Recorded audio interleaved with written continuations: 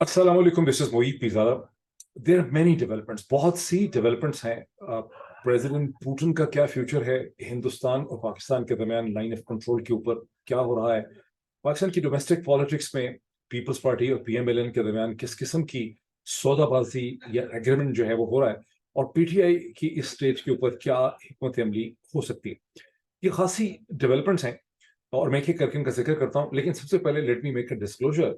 कि मैं जिस अपार्टमेंट कॉम्प्लेक्स में रहता हूँ, इसके नीचे बिल्कुल एक होटल की तरह की लॉबीज हैं, जिसमें रीडिंग रूम्स हैं, लाइब्रेरीज हैं, मीटिंग रूम्स हैं, कैफे टाइप सिचुएशन भी है। और इस वक्त मैं जिस मीटिंग रूम में हूँ, इसके आगे बिल्कुल बाहर जो है ना, एक बहुत बड़ी जबरदस्त किस्म की फिरोशियस पार्टी हो रही है, जिसमें बच्चे भी हैं बहुत से, क्योंकि सैटरडे का दिन है और बहुत उन्होंने हुल्टरबाजी और शोर मचा हुआ है। तो अगर दरमियान में बहुत शोर होगा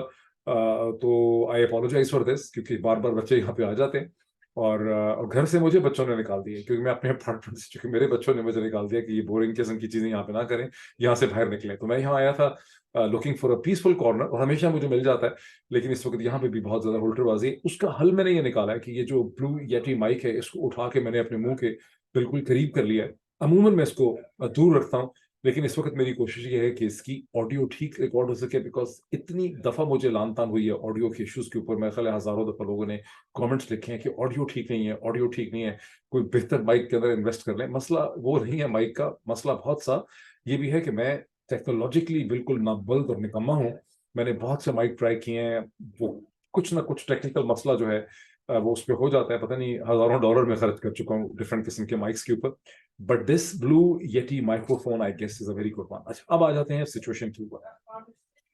देखिए, इससे पहले कि हम डोमेस्टिक पॉलिटिक्स की तरफ चलें, क्विक हम नजर दौड़ाएं कि दुनिया में इंटरनेशनल स्टेज के ऊपर क्या हो रहा है। ये सही है कि पिछले एक डेढ़ घंटे में जो खबरें आई हैं, एक घंटा आप कह लें, जो रिपोर्ट हो रही हैं और बहुत ही मुस्तनद जराए से रिपोर्ट हो रही हैं, तो न्यूयॉर्क टाइम्स ने, वॉशिंगटन पोस्ट ने, वॉल स्ट्रीट जर्नल ने ये रिपोर्ट किया है कि प्रेसिडेंट पुतिन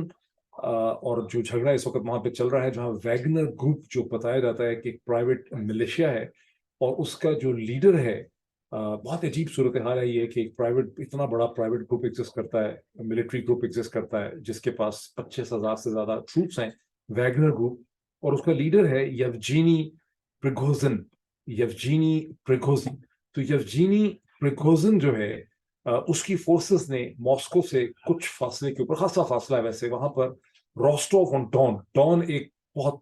रिस्पेक्टेड रिवर है, बड़ा मशहूर रिवर है। ये बहुत मशहूर नॉवल था जो मुझे मेरे बाप ने कभी पढ़ने के लिए दिया था, quiet flows the Don, Russian novel था, translated in English. But Don river के ऊपर जो शहर रोस्टोव है, उसका कंट्रोल इन्होंने संभाल लिया है, और ये थ्रेटन कर रहे हैं मॉस्को को। इन चीजों को हम अफवाहें समझते, रूमर समझते। अगर प्रेसिडेंट पुतिन ने चंद घंटे पहले खुद एक टेलीविजन ब्रॉडकास्ट में इस खतरे की निशानदेही ना की होती, इसे रिबेलियन और न्यूट्रनी करार ना दिया होता, अगर ये ना कहा होता कि जो लॉयल फोर्सेस हैं, एफएसबी जो मेन इंटेलिजेंस एजेंसी है, जिसे पहले गालबन कभी, आई थिंक ये FSB is not the successor of KGB, वो कुछ और कहानी है, not really sure of that, but FSB को एक्शन लेने का कहा गया है, क्राइम रजिस्टर किए गए। अगर ये सब कुछ हमारे सामने ना आता और मैंने खुद वो वीडियो प्रेसिडेंट पुतिन की ना देखी होती उनकी अपनी आवाज के अंदर, तो हम शायद, मैं इसको हम बिलीव ना करते कि ये क्राइसिस और ये थ्रेट प्रेसिडेंट पुतिन के लिए और मॉस्को के लिए इतना सीरियस है। लेकिन as of now president Alexander Lukashenko, जो बेलारूस के प्रेसिडेंट हैं, उन्होंने कोई एक डेढ़ घंटा पहले एक डील स्ट्राइक की है between the Wagner group leader Yevgeny Prigozhin के साथ। उसकी डील के क्या है कि वो, उसके बेसिक चीज तो यही हमें पता चलती है कि वैगनर ग्रुप जो है वो जंगबंदी करेगा, सीज फायर करेगा, मॉस्को की तरफ एडवांस नहीं करेगा, और यहाँ पर एक डील स्ट्राइक हो जाएगी। Apparently on the face of it Wagner group के लीडर का ये कहना है। अच्छा, इसमें कुछ चीजें बहुत अजीबो गरीब हैं, जिसकी वजह से इसको आसानी से कैटेगराइज करना और क्लासिफाई करना जो है वो इतना आसान नहीं है। बिकॉज वैगनर ग्रुप जो है वो गुज़िश्ता 14 माह की, 14 या 15 महीने की जो स्ट्रगल हो रही है, स्टार्टिंग फ्रॉम 22 फरवरी 2022, जब पाकिस्तान के prime minister, former prime minister Imran Khan Moscow गए प्रेसिडेंट पुतिन को मिलने के लिए, रशिया ट्रिप के ऊपर, the so called ill fated trip, जिसके हवाले से बहुत ज्यादा चहमगोइयां हुई, کہ عمران خان کی جو پولیٹیکل فیٹ سیل ہی اس ٹرپ کی وجہ سے ہو گئی ہے. I don't buy that. میں نے اس وقت سے آج تک یہ بتایا کہ عمران خان کے خلاف جو بھی کہانی اور سازش تیار ہو رہی تھی وہ تو کہیں جون 2020 سے بڑی تیزی سے اس کے اوپر کام ہو رہا تھا, اور وہ ایک لارجر انٹرنیشنل اور ریجنل پلاٹ کا حصہ ضرور ہے, لیکن عمران خان کی جو اپیئرنس تھی ماسکو میں وہ پاپولر امیجنیشن میں بہت اہم ہے, لیکن عمران خان کے رجیم سے نکالے جانے سے اس کا کوئی بہت زیادہ کیٹیگوریکل تعلق نہیں ہے, کیونکہ عمران خان صاحب نے ذاتی طور پہ پولیٹیکلی اس کو سیل کیا اور پورے میڈیا نے اس کو سیل کیا, لیکن اصل حقیقت وہ نہیں ہے. بٹ ان اینی کیس وہاں سے جو جنگ شروع ہوئی, اس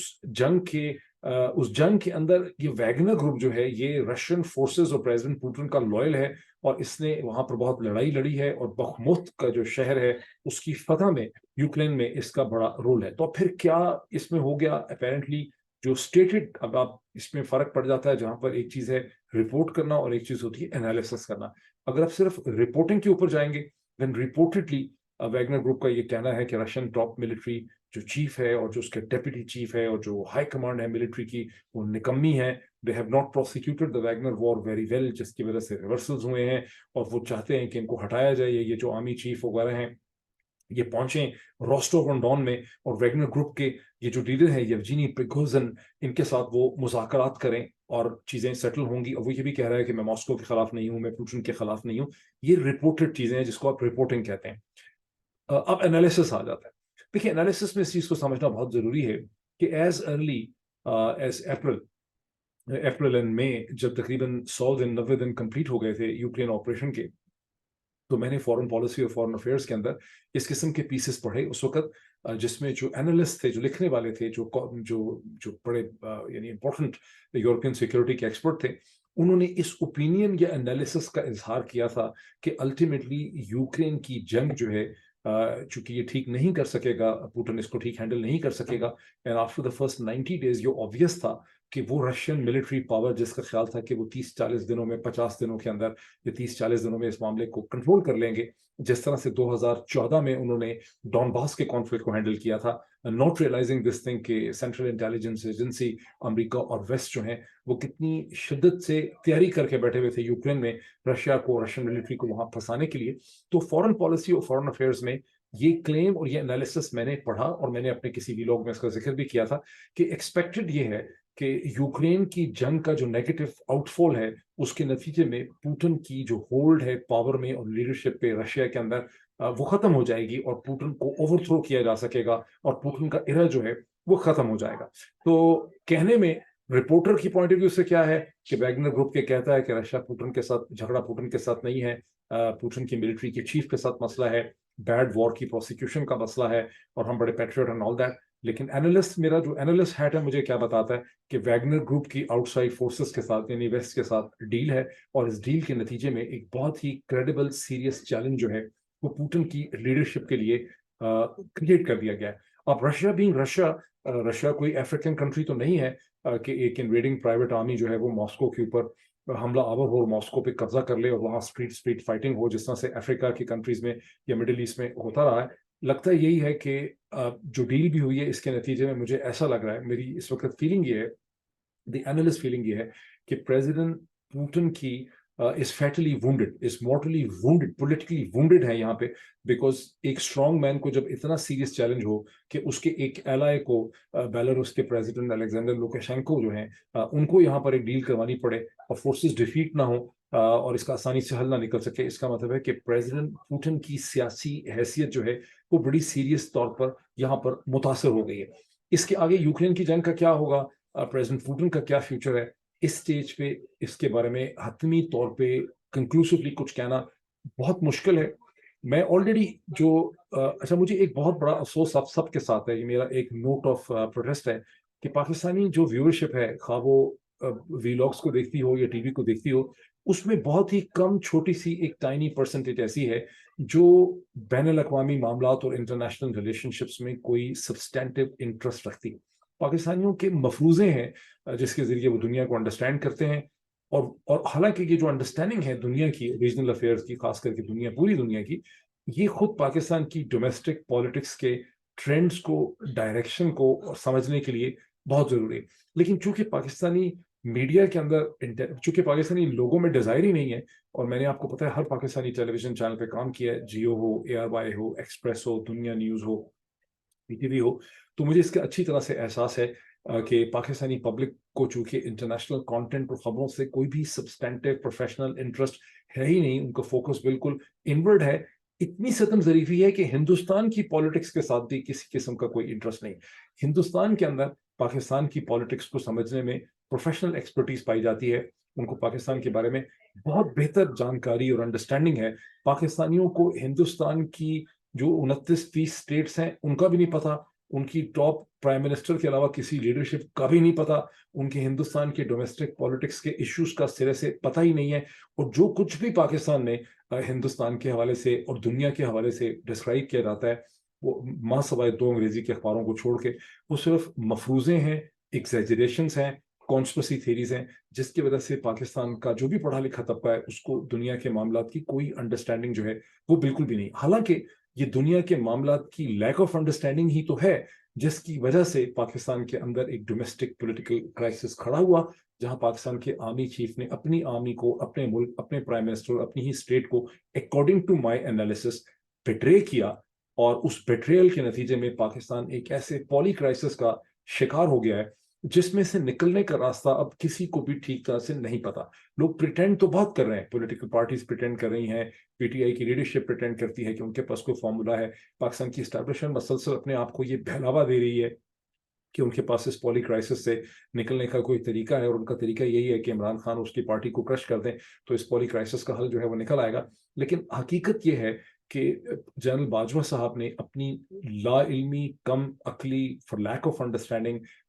understanding of the processes of history and international relations, Pakistan के लिए इतना बड़ा पॉली क्राइसिस खड़ा किया है जिसमें से पाकिस्तान की स्टेट अल्लाह ही जानता है कि किस तरह से विक्टोरियसली इमर्ज करेगी। अल्लाह पाकिस्तान को महफूज रखे। तो ये जो नोट ऑफ प्रोटेस्ट में इसलिए कह रहा हूँ, रशिया में इस वक्त जो डेवलपमेंट हो रही है regarding president Putin, this is of immense huge significance because President Putin Russia के अंदर, Russia is a very important power irrespective of the fact कि रशिया की का GDP सिर्फ 1.5 या 6 ट्रिलियन है, उसकी आबादी कम हो चुकी है, सोवियत यूनियन नहीं है, it is not the kind of major power जो 1990 तक था in the form of Soviet Union. लेकिन Russia remains a very important global power at the border of Europe and Eurasian land mass. और 17th century से पहले Europe और Asia की कोई अलग टर्म्स नहीं हुआ करती थी, इसको उस वक्त ज्योग्राफी और हिस्ट्री में यूरेशियन लैंड मास ही कहते थे। तो रशिया जो है वो यूरेशियन लैंड मास की एक बहुत ही इंपॉर्टेंट ताकत है जो मंगोल गोल्डन होर्ड का डिसेंडेंट है। और 13th सेंचुरी से ये मॉस्कोवाइट जो रीजनल ऑर्डर है ये खड़ा हुआ है, और गुज़िश्ता 700-750 साल से ये एक अनबीटेबल कंसिस्टेंट पावर है जिसने यूरोप को भी थ्रेटन किया है और एशियन पावर्स को, ऑटोमन एम्पायर को, सेंट्रल एशिया को भी कंट्रोल किया है। और गो के दूसरी ताकतों ने, खा वो जर्मन अलायंस हो, यूरोपियन अलायंस हो, ब्रिटिश पावर्स हो, अमेरिकन पावर हो, सब्सिक्वेंटली उन्होंने इस चैलेंज को सबड्यू करने की बड़ी कोशिश की है। लेकिन रशिया के अंदर कुछ इस किस्म की पावर है जो इवन चीन के अंदर नहीं है। और इस वक्त जो रशियन लीडरशिप की सिग्निफिकेंस है कि पुतिन उस स्ट्रैंड ऑफ लीडरशिप को रिप्रेजेंट करता है जो सोवियत यूनियन की डिमाइस को मोन करता है और जो एक नए ग्लोबल ऑर्डर को सीख करता है जिसमें वेस्ट और यूनाइटेड स्टेट्स के इन्फ्लुएंस को काउंटर बैलेंस किया जाए with the help of Chinese economy. अब यहाँ पे इंपॉर्टेंट चीज जो समझने वाली है वो ये है कि whereas Chinese have a financial muscle, उनकी कोई ग्लोबल स्टेज के ऊपर पॉलिटिकल एक्टर के तौर पे एक्ट करने की मैच्योरिटी, कैपेबिलिटी, जुर्रत और हिम्मत उतनी ज्यादा नहीं है जितनी कि रशियन बेयर की है। उसकी वजह यह है कि starting from the 13th and 14th century global stage के ऊपर रशियंस जो हैं वो कंसिस्टेंटली एक इंपॉर्टेंट ग्लोबल प्लेयर हैं। ये बड़ी लंबी कहानी है, चूंकि लोगों को इंटरेस्ट ही नहीं है इंटरनेशनल रिलेशंस और इंटरनेशनल हिस्ट्री के अंदर, तो मैं अब इसके ऊपर बहुत वक्त नहीं लगा सकता। मैं एक सेपरेट चैनल जरूर खड़ा करना चाहता हूँ इंग्लिश के अंदर, जहां मैं और एक्सपर्ट्स और एकेडमिक्स के साथ इन चीज़ों की बात करूँ, फिर जो इंटरेस्टेड होगा वो उसको फॉलो करेगा। लेकिन लेकिन रशिया पॉलिटिकल लीडरशिप प्रोवाइड करता है जो चैलेंज करता है यूनाइटेड स्टेट्स को और वेस्ट की लीडरशिप को। चाइनीज के अंदर उस किस्म की अंडरस्टैंडिंग नहीं है। पाकिस्तानियों में के अंदर बड़ा एक शौक है चीन को बहुत ज्यादा बढ़ा चढ़ा के डिस्क्राइब करने का, लेकिन चाइनीज के पास फाइनेंशियल मसल जरूर है, लेकिन उनके पास ग्लोबल थिएटर के ऊपर एक्ट करने की जो विजडम और मेच्योरिटी और एक कैरेक्टर की स्ट्रेंथ भी होती है, खड़े हो सकने की जुर्रत होती है, वो जुर्रत उनमें नहीं है। वो जुर्रत जो है, जो करज है, वो बेसिकली रशियंस के अंदर पाई जाती है। तो पुतिन को गिराना और उसको खत्म करना यूक्रेन प्रोजेक्ट का एक इम्पोर्टेंट ऑब्जेक्टिव जो है, उसको समझा जा सकता है। और अगर आप में से वो लोग और बहुत ही कम आप में से ऐसे लोग होंगे जिन्होंने, जब ये यूक्रेन क्राइसिस खड़ा हुआ फरवरी में, तो पीछे से 2014-15 से लेकर 2022 तक जितने इसके बारे में पीसेस फॉरेन अफेयर्स और फॉरेन पॉलिसी में छपे हैं, क्योंकि उसकी कहानी बहुत पीछे से चल रही थी, वो मैंने पढ़े एक दो तीन चार रातें लगा के सारे के सारे। So I have a fairly good understanding कि ये मसला बड़ा सीरियस मसला है, ये एक बहुत बड़ा कॉन्फ्लिक्ट है। और ये कहानी जो है, ये 1990 से शुरू होती है। दो बहुत फॉर्मिडेबल स्कॉलर्स गुजरे हैं सिमिलर साउंडिंग नेम्स के अमेरिकन एकेडेमिया में। एक हैं स्टीफन पी कोहन, जिन्होंने साउथ एशिया इंडिया पाकिस्तान पे लिखा है। दूसरे हैं स्टीफन एफ कोहन, दोनों की डेथ हो गई है 2019-20 में।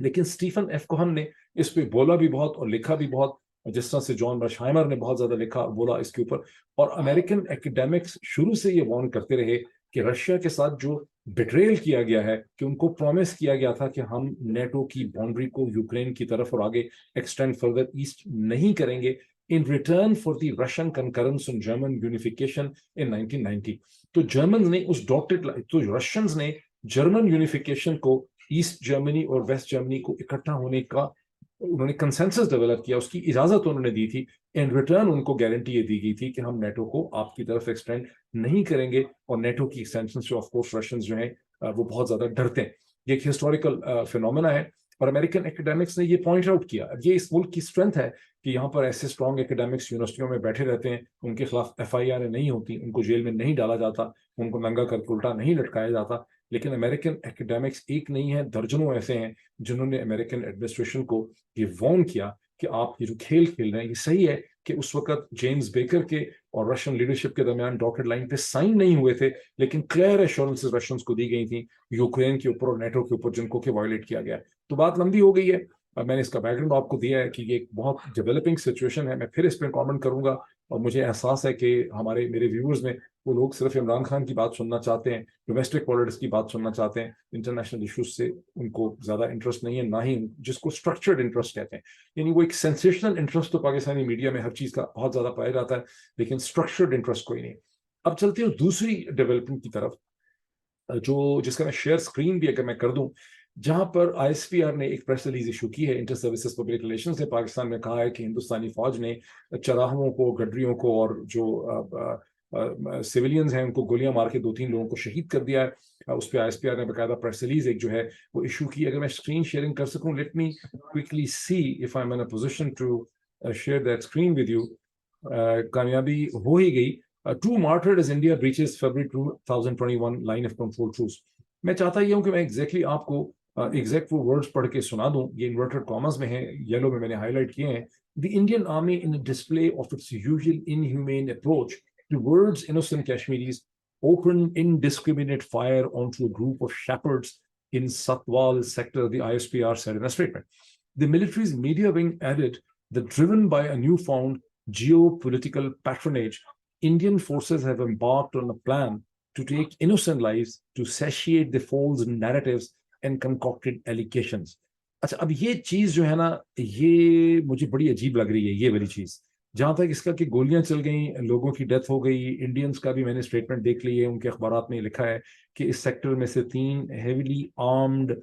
जो इंसर्जेंट्स थे या जो भी इन्फिल्ट्रेटर्स थे, वो इन्फिल्ट्रेट करने की कोशिश कर रहे थे, जंगल का, फॉलिएज का, दरख्तों का फायदा उठाते हुए और कवर फायर वगैरह का फायदा उठाते हुए, तो उनको शूट किया गया है। वो पाकिस्तानी साइड पे ही गिरे हैं, उनको उठा लिया गया है। This is how the Indian media like NDTV, times of India etcetera ने इसको रिपोर्ट किया। लेकिन उन्होंने उसके अंदर कोई लंबी चौड़ी थ्योराइजिंग नहीं की है, पाकिस्तानी साइड ने इसको थ्योराइज भी किया है। The military's media wing added that driven by a newfound geopolitical patronage,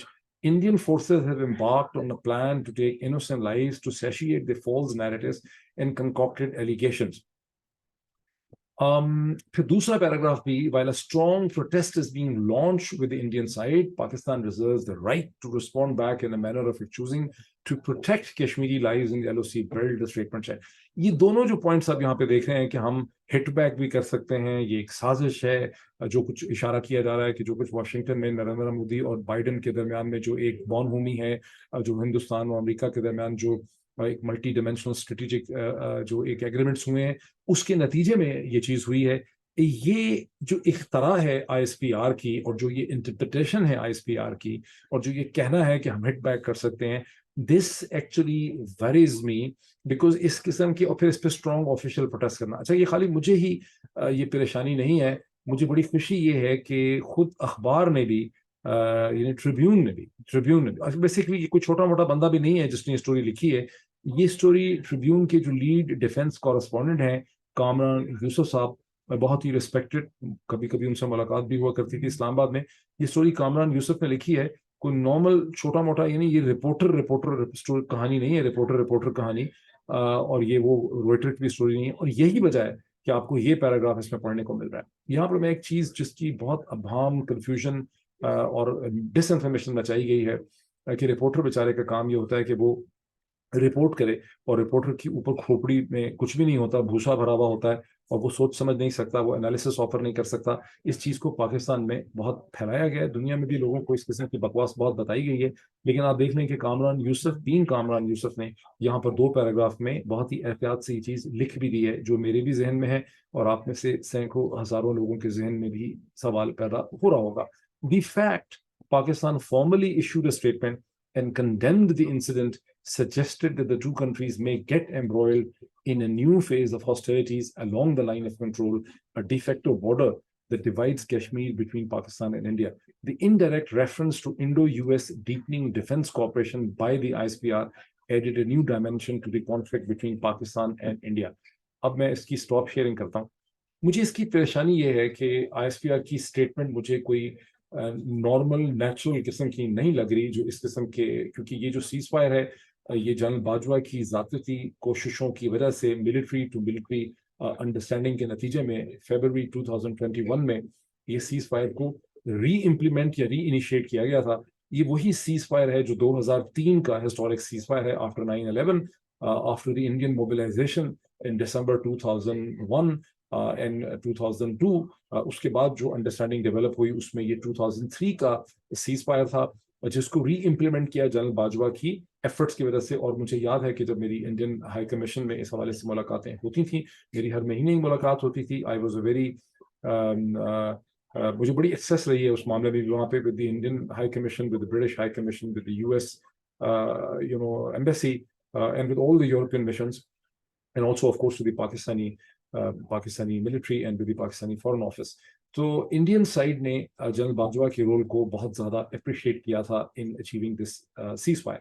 लेकिन इंडियन साइड ने ये भी कहा था अपनी ब्रीफिंग में कि अगर ये मिलिट्री टू मिलिट्री अंडरस्टैंडिंग को कोई क्रेडिबल पॉलिटिकल कवर ना मिल सका तो ये सीज फायर बहुत देर लास्ट नहीं करेगा. लेकिन ये एक मौजज़ा है कि ये सीज फायर जो है फरवरी 2021, 2022, 2023 और इसने तकरीबन 26-27 महीने इस सीज फायर ने लास्ट किया. अब इस स्टेज पे इस सीज फायर को कौन तोड़ना चाह रहा है, डिस्टर्ब करना चाह रहा है? ये हम पाकिस्तानी साइड से शरारत कर रहे हैं अपने किसी पॉलिटिकल मकासद में, या वाकई जिस तरह से ISPR ने इल्ज़ाम लगाया है कि in the new found confidence ये इंडियन जिसमें प्ले कर रहे हैं. जाहिर है कि हम ये जजमेंट नहीं कर सकते, लेकिन ज़्यादा जो पैरेलस पॉलिटिकल सिचुएशन है, यानी वो मुल्क और वो हुंता या वो लीडरशिप PDM की गवर्नमेंट को ज़्यादा ज़रूरत है बॉर्डर्स के ऊपर टेंशन पैदा करने की. जैसा कि मैं भी एक्सप्लेन भी करता रहता हूँ, इंडियन साइड को कोई ज़रूरत है नहीं, जो मेरी नाकस अकल में मुझे नज़र नहीं आ रहा कि उनको कोई ज़रूरत हो कि वो ये सब कुछ करें. वो तो एंजॉय कर रहे हैं. अगर आप इंडियन एस्टैब्लिशमेंट के जो कमेंटेटर्स हैं जैसे मेजर गौरव आर्या वगैरह हैं, तो उनको आप देखें तो वो तो उनकी तो बातें खिली नहीं है, वो तो पाकिस्तान के अंदर पॉलिटिकल टर्मोइल को बहुत ज़्यादा एंजॉय कर रहे हैं और वो पाकिस्तान को कोई अपॉर्चुनिटी नहीं देना चाहते कि एक नेशनलिस्टिक वेव जनरेट कर सके पाकिस्तान की इस वक्त की गवर्नमेंट. अब ये सारी क्राइसिस के साथ 2 चीज़ें हमने डिस्कस कर ली, international against your wishes. I know कि आप लोग नहीं इंटरनेशनल इश्यूज में इंटरेस्टेड ही नहीं है ज़्यादा, लेकिन मजबूरन उसको डिस्कस करना पड़ता है। अब आ जाए उस डोमेस्टिक पॉलिटिकल क्राइसिस में, जहां आप देख रहे हैं कि एक बार फिर लंदन, दुबई और सऊदी अरब जो हैं वो पाकिस्तान की सियासत का मरकज बनते नजर आपको आ रहे हैं। और इसमें एक अनयूजुअल डेवलपमेंट है। अनयूजुअल है क्योंकि लग रही है, लेकिन है अनयूजुअल इसलिए नहीं कि नवाज शरीफ साहब हमेशा ही सऊदी अरब का रुख इख्तियार करते हैं हज के मौके के ऊपर और फिर ईद से पहले, और वहाँ कई दिन गुजारते हैं। तो गालिबन 1-2 हफ्ते के लिए वो अब ट्रैवल कर रहे हैं, वो दुबई में मौजूद हैं, पहुंच चुके हैं। मरियम नवाज भी वहाँ पहुंच चुकी हैं। शहबाज शरीफ साहब जो एज एक्सपेक्टेड पेरिस से लंदन पहुंचे थे, वो भी अब यहाँ पहुंचेंगे, दुबई और फिर सऊदी अरब, और ये सारी फैमिली यहाँ पे इकट्ठी होगी। और अब उसमें 2 किस्म की स्पेकुलेशंस हैं कि इन सलाह मशवरों के बाद क्या नवाज शरीफ साहब उल्टे कदम वापस बरतानिया लौटेंगे सऊदी अरब से, या नवाज शरीफ साहब जिनके लीगल मसलों को एक एक करके खत्म किया जा रहा है। पिछले 24 घंटों में ही एक कोर्ट ने उनके ऊपर जो एक करप्शन का चार्ज था उसे भी खत्म कर दिया है। तो अब क्या फिर बाद सोर्सेज ये कहते हैं कि वो सऊदी अरब से पाकिस्तान का रुख इख्तियार करेंगे, उनकी लीगल डिफिकल्टीज खत्म हो रही हैं और वो इलेक्शन के लिए एक तरह के कैंडिडेट भी उस इलेक्शन में हो सकते हैं। ये एक किस्म की एक स्पेकुलेशन है। अच्छा, इससे पहले कि जो मैं कुछ आगे कहूँ, इससे पहले मैं थोड़ा सा और बैकग्राउंड आपको दे दूं, तो फिर इन डेवलपमेंट्स की बहुत बेहतर आपको अंडरस्टैंडिंग हो जाएगी। जिस मुल्क में मैं हूँ, यहाँ मैं बहुत सी मुलाकातें करता हूँ। वो मुलाकातें इंपॉर्टेंट पॉलिटिकल लोगों के पास साथ होती हैं। वो मुलाकातें बड़ी स्ट्रिक्ट प्रिंसिपल ऑफ कॉन्फिडेंशियलिटी में होती हैं, जिसमें बड़ा सख्त ये वार्न किया जाता है कि जो भी बात कही जाएगी या सुनी जाएगी उसको आपने कहीं एट्रीब्यूट जो है वो नहीं करना। लेकिन गुज़िश्ता चंद हफ्तों में मैंने ऐसी बहुत सी मुलाकातें की हैं जिसको प्रिविलेज मीटिंग्स कहते हैं, उन लोगों से जिनके पास बड़ी एक्यूरेट इंफॉर्मेशन है। अब जो मैं कहने लगा हूँ, ये किसी ने कहा नहीं है in these words and statements, this is the sum total of the understanding जो मैंने डेवलप की। कुछ चीजें कही भी गई है, लेकिन सम टोटल अंडरस्टैंडिंग की गई। इस सिस्टम की तरफ से बारहा पाकिस्तानी सिस्टम को ये कन्वे कर दिया गया है कि बाकी तो जो कुछ आप कर रहे हैं वो तो चले ठीक है, करें, एक तरह से पैसे अप्रूवल है, लेकिन आपको इलेक्शन जरूर करवाने होंगे। आप इलेक्शन जो है नेशनल इलेक्शन से जान नहीं छुड़ा सकते। इस सिस्टम के पॉइंट ऑफ व्यू लेंस से पंजाब और केपी का इलेक्शन एक स्टेट इलेक्शन था, चूंकि ये एक ऐसा मुल्क है जहां 50 स्टेट्स हैं और यहाँ हर वक्त इलेक्शन होते रहते हैं। कभी कांग्रेस के हर स्टेट बाई कैमरल है, उसमें सेनेट भी है, उसमें आगे हाउस भी है, तो हर वक्त इलेक्शन होते रहते हैं। सो अमेरिकन सिस्टम ने कभी भी खैबर पख्तूनख्वा और पंजाब के इलेक्शंस को बहुत सीरियस तरीके से नहीं देखा, लेकिन ये कन्वे कर दिया गया है पाकिस्तान की इस्टेब्लिशमेंट को, हुकूमत को, और बहुत पहले कन्वे कर दिया गया था समवेयर इन द मार्च, उसको बाद में रीअफर्म किया गया है कि आपको इलेक्शन कराने होंगे। और अमेरिकन पावर सेंटर्स ने अपने पॉलिटिकल सिस्टम को आगे, जो ब्रांच आउट सिस्टम है in the form of Congress and Senate and reps, उनको भी ये कन्वे कर दिया है कि हमने पाकिस्तान को ये कन्वे कर दिया, और ये आगे से ये चीज जो है वो कन्वे कर रहे हैं। सिस्टम में पीटीआई के लिए, इमरान खान के लिए किसी किस्म की कोई सिंपैथी नहीं पाई जाती, लेकिन इलेक्शन पे उनका कंसेंसस है कि पाकिस्तान में इलेक्शन होंगे, जैसे कैसे हों, ये भी माइंड में रखें। जैसे कैसे भी इलेक्शन पाकिस्तान में एस्टैब्लिशमेंट कराएगी, उससे वेस्ट जो है वो अप्रूव कर देगा, अनलेस के उस इलेक्शन के ऊपर कोई बहुत बड़ा ऐसा फड्डा हो जाए जिसको कि छुपाना जो है वो मुमकिन ना रहे। अब जब आप इस कॉन्टेक्स्ट को अंडरस्टैंड करते हैं, तो देन यू अंडरस्टैंड कि इस वक्त जो एक अफरा तफरी की सिचुएशन है गुज़िश्ता चंद हफ्तों से, 2-3 हफ्तों से, between the PPP and the PMLN, उसकी वजह यह है कि उन्होंने गालिबन ये एब्जॉर्ब कर लिया है कि पीटीआई की पॉलिटिकल चैलेंज को न्यूट्रलाइज कर दिया गया है बहुत हद तक, और इन इलेक्शंस में पीटीआई को कोई वाजे पार्टी के तौर पे इमर्ज नहीं करने दिया जाएगा, और उसकी जो पॉलिटिकल सपोर्ट है उसको मुख्तलिफ हीलों, बहानों, हथकंडों से बहुत ज़्यादा कम करके दिखाया जाएगा। ये चीज़ पीएमएलएन पीपीपी ने एब्जॉर्ब कर ली है, और चूंकि उन्होंने ये चीज़ एब्जॉर्ब कर ली है कि अब इमरान खान की पार्टी हमारे लिए वो पॉलिटिकल चैलेंज नहीं है जो पहले थी बिफोर May 9th,